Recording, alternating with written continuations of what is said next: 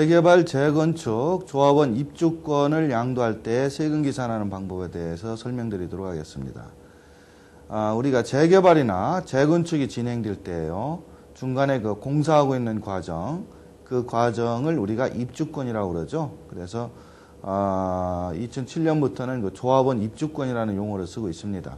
그래서 조합원 입주권을 중간에 프리미엄을 받고 파시게 되면은 세금을 계산해서 신고를 하셔야 되는데, 그 세금 계산 방식이 일반 분양권 매매 방식과는 좀 특이한 경우가 많이 있습니다. 그래서 그 별도로 소득세법에서 별도로 계산 방식을 정해놨죠.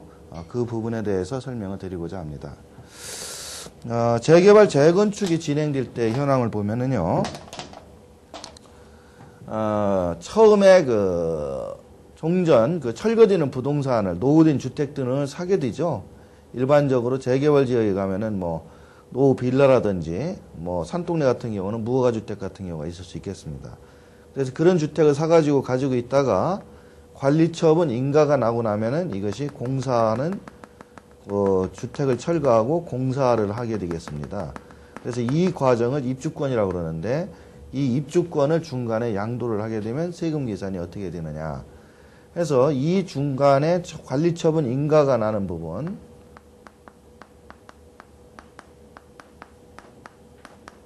관리처분 인가의 법적 의미는 종전에 가지고 있던 주택을 철거한다는 의미가 되겠습니다. 그래서 총 양도 차익은 이때 취득해가지고 이때 팔았다. 그러면은 총 양도 차익은 전체 이렇게 계산하는 것은 맞는데, 이 조합원 입주권을 팔 때에는 특이한 점이 뭐냐면 이렇게 중간 계산을 관리처분 인가 전 양도 차익과 인가 후 양도 차익을 각각 계산해 가지고 더하는 방식을 쓰도록 되어 있어요. 그거는 왜 그러냐면, 이 부동산을 양도하고 세금을 계산할 때 양도세 계산 흐름을 보면은 양도 차익을 뽑은 다음에, 양도 차익은 이것이 되겠죠. 양도 차익에다가 장기보유 특별공제를 곱해 가지고 양도 소득 금액을 뽑아내도록 되어 있습니다. 그런데 이 조합원 입주권 같은 경우에는 권리이기 때문에 장기보유 특별공제 대상이 되질 않아요. 그래서 전체 양도 차익을 뽑아놓고 통으로 뽑아놓게 되면은 어느 부분까지 장기보유 특별공제를 해야 될지가 명확하게 나오질 않는다는 거죠. 그래서 처음에 양도 차익 뽑을 때부터 이와 같이 관리처분 인가 전과 인가 후로 구분해서 각각 따로따로 뽑아내도록 되어 있다는 겁니다. 그 이유는 관리처분 인가 후에 입주권에 대한 양도 차익을 별도로 뽑는 이유는 장기보유 특별공제를 안 하려고 그러는 것이고, 이 부분을 따로 뽑는 것은 이 부분만 장특공제를 해주겠다는 의미인 겁니다. 그래서 전체 양도 차익을 뽑게 되면은 이와 같이 구분해 가지고 장기보유 공제를 하는 부분과 못하는 부분을 할 수가 없어요. 그래서 이런 방식을 쓰지 않고 이와 같이 관리처분 인가 전, 인가 후 이렇게 각각 양도 차익을 뽑는다는 점이 이 재개발, 재건축 입주권 계산에서의 특이한 점이라고 볼 수가 있겠습니다. 그렇다면은 이 시점에 사실상 매매를 한 것이 아니고 이 시점에 조합에다가 잠깐 맡긴 거기 때문에 이때 취득해서 이때 팔았다고 가정한다면 이때 판 금액이 도대체 얼마냐. 사실은 이때 타인한테 팔은 건데, 그래서 이 중간에 팔은 금액이 좀 애매하게 되어 있죠. 그래서 이거를 법상에서는 평가액으로 보게 되어 있습니다. 그래서 종전 부동산에 대한 평가액을 우리가 재개발 지역에 가보면은 평가 법인이 한 두세 군데 나와가지고 그 공정평가를 해가지고 그 객관적인 숫자를 각 그 조합원들의 주택에 대해서 평가를 내서 매기게 되어 있습니다. 그래서 그 평가액이 얼마냐? 그 평가액은 그 조합에 납품하는 금액이라고 생각하면 되겠습니다. 다시 얘기하면 조합에다가 판매하는 금액이 되기 때문에 평가액을 가지고 요때와 요때의 차익을 뽑는 것이고요. 또 요 입주권 차익은 평가액으로 샀다고 가정을 하고 평가액으로 취득을 했다고 가정을 하고 실제로 판 금액과의 차액을 2번 양도 차익으로 뽑도록 되어 있습니다. 그래서 관리처분 인가 전 양도 차익은 종전 부동산 취득했던 비용과 평가액과의 차액을 가지고 1번을 뽑는 거고요. 2번 부분에 대해서는 이 평가액하고 실제로 다른 사람한테 매매한 금액과의 차익 가지고 뽑는데, 이 중간에는 뭐가 발생하냐면 청산금이라고 해서 청산금을 납부하기도 하고 환급받기도 하게 됩니다. 그래서 청산금이라는 돈이 들어가게 되죠. 그래서 청산금이라는 비용도 같이 뽑아가지고 2번 양도차익을 따로 뽑게 되어 있다는 거죠. 그래서 입주권 양도차익의 핵심은 이와 같이 통으로 계산하지를 않고 관리처분 인가율을 기준으로 해서 종전의 차익과 이후의 차익을 별도로 뽑는데, 그 이유는 장기부여 특별공제를 이쪽 부분은 안 해주려고 그러는 것이고 이쪽 부분만 따로 해주기 위해서 만든다는 점, 그렇게 하기 위해서 따로따로 뽑는 거고요. 중간의 금액은 평가액이라는 숫자로 조합에 매매를 했다는 가정하에, 조합이 또 취득을 했다는 가정하에 숫자를 뽑으면 크게 문제가 없고, 이렇게 뽑은 숫자를 실제로 이렇게 계산을 했을 때 차익이 없다는 점입니다. 실제 사례도 있기 때문에 일단은 도표를 보면서 다시 한번 정리를 해드리도록 하겠습니다.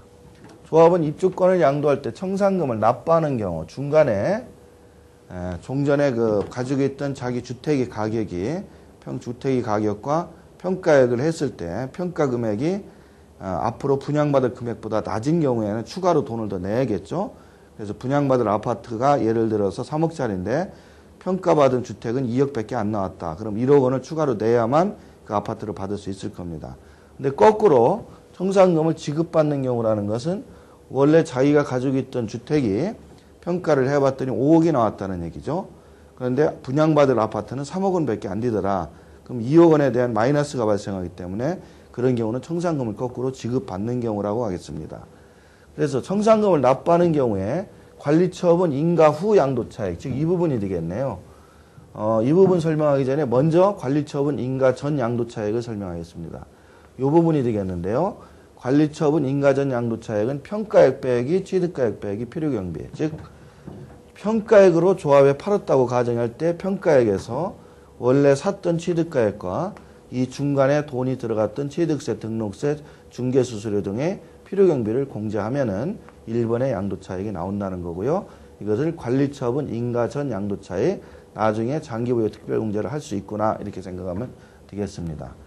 그 다음에 관리처분 인가 후 양도차익은 실제 팔은 양도가액에서 평가액을 빼고 또 중간에 돈을 납부한 청산금을 빼게 되면 또 기타 필요경비를 빼게 되면 2번의 양도차익이 발생하게 된다.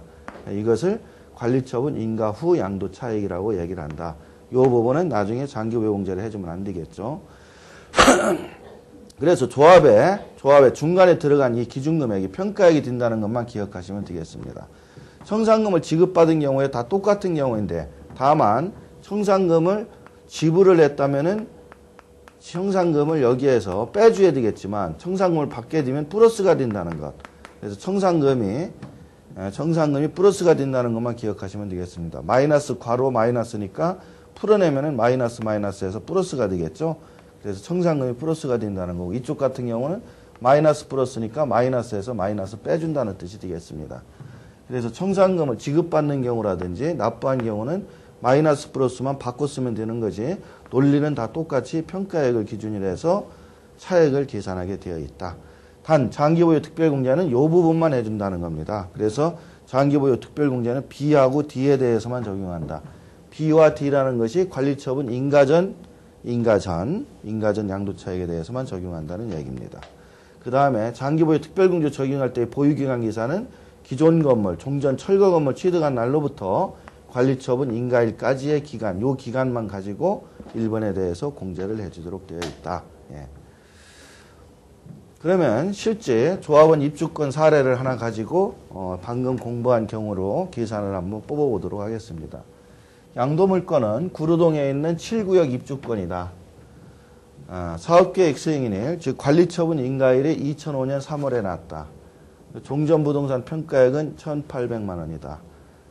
종전주택 취득일은 93년 4월에 취득했고 6,300만 원에 취득했고 필요경비는 33만 6천 원이다.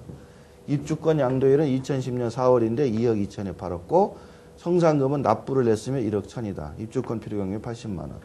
도표로 그리면 이런 형식이 되겠습니다. 당초에 취득을 해서 가지고 있다가 평가를 받아서 관리처분 인가가 났고 입주권 상태로 양도를 했는데 입주권 양도가액은 2억 2천에 팔았다는 얘기네요. 2010년이란 얘기고요.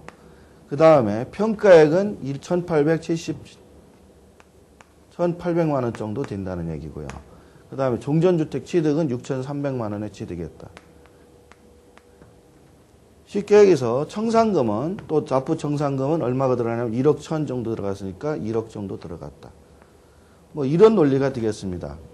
짜잘하게 이제 필요경비들이 있겠습니다만은 그렇다면은 방금 공부한 사안식으로 보면은 이날을 기준으로 해서 관리처분 인가일을 기준으로 해서 이렇게 한번 계산하고 이렇게 한번 계산한다. 이렇게 계산할 때는 평가에 1,800만 원 가지고 계산하는 거고요. 평가액에서 종전주택 취득 원가라든지 필요경비를 뺀 금액이 1번이 되는 거고 2번은 2억 2천만 원에서 평가액하고 청산금 1억 원 냈던 거하고 기타 필요경비 빼게 되면 2번이 되는 거고 1번에서는 장기보유 공제를 해주고 2번은 안 해준다 이런 논리입니다. 근데 이 사례를 보시면 특이한 점을 좀 발견할 수 있는 게 평가액은 1,800밖에 안 되는데 종전주택 취득가액은 6,300이다.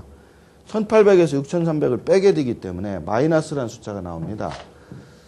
그래서 세법의 논리는 이때도 플러스가 나와서 장기보유 공제를 해주는 것처럼 되어 있지만 입주권을 양도했을 때 실전 사례들을 많이 보게 되면은 평가는 상당히 낮게 평가가 돼요.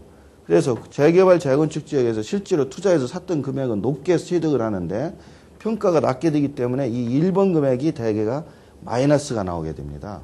그래서 마이너스가 나오기 때문에 장기보유 특별공제를 한다는 것이 별 의미가 없어요. 그 다음에 2번은 플러스가 나오는데 플러스가 나오지만 입주권이기 때문에 장기보유 공제를 할 수가 없다는 거죠. 그래서 어떻게 보면은 결론적으로 말씀드리면 입주권에 대해서는 장기보유 특별공제가 실전 사례에서는 거의 적용 여지가 없더라. 이런 것이 제가 경험상 많이 계산을 하다 보면 느끼는 부분입니다. 그래서 이 부분도 마찬가지로 그런 논리가 적용이 된다는 얘기입니다. 실제로 계산을 해보면은요, 1번에 해당하는 종전주택 양도차익, 즉 관리처분 인가 전, 종전주택 양도차익이라는 것은 관리처분 인가 전인데 사실은 마이너스 4,400이 납니다. 평가액보다도 그 다음에 취득 원가가 훨씬 높기 때문에 그렇죠. 장기보유 특별공제는 10년 이상 됐기 때문에 30%나 사실은 마이너스라 하나만 하나 제로가 됐고요. 그 다음에 관리처분 인가 후 양도차익 같은 경우는 8,900만 원이 나옵니다. 6번이라는 것은 양도가액이 되겠고 2번은 평가액이고 7번은 청산금이고 8번은 입주권 필요경비가 되겠죠. 빼고 나면 8,900만 원 정도 되는데 권리분이라 해당이 없다. 그래서 마이너스 4,400과 8,900은 통산을 할 수 있게 되어 있어요. 즉 차가감을 할 수 있게 되어 있는 거지 여기서 마이너스 났다 해서 여기가 제로가 되는 것은 아닙니다. 그래서 8,900에서 4,400 빼게 되면은 거의 4,500 정도의 금액이 소득금액으로 내려온다. 그래서 4,453만 3천 원이 소득금액이고요. 기본공제 해주고 과세표준 뽑은 다음에 세율 곱해서 세금이 500만 원 정도 나온다. 2010년에는 예정신고 세액공제 26만 원밖에 안 되기 때문에 세금은 490만 원이고 주민세 49만 원 합쳐서 540만 원의 세금이 나온다는 논리입니다. 그래서 이런 부분에서 입주권 양도 계산할 때 실제로 계산해 보면은 이 관리처분 인가전 양도차익에 대한 장기보유 특별공제가 재개발 같은 지역에서는 거의 발생을 안 합니다. 그러나 재건축 지역 같은 경우는 플러스 금액이 나오기 때문에 발생은 합니다만은 입주권 부분에 대해서는 공제를 못하기 때문에 사실상 장특공제를 못 받는 그런 불이익이 있다는 점을 기억하시기 바라고요. 단 예외적으로 이 부분도 장기보유 공제를 해주는 경우가 있는데 그 경우는 1세대 1주택 고가주택 입주권 1세대 1주택 고가주택 입주권이라 해서 입주권 양도할 때 9억을 넘게 9억 원 초과해서 양도하면서도 비과세라든지 또 1세대 1주택이라든지 이와 같이 되는 경우에는 이 입주권 부분에 대해서도 장기보유 공제를 할 수 있다는 국세청 유권 해석이 있다는 점 참고로 알아두시기 바랍니다.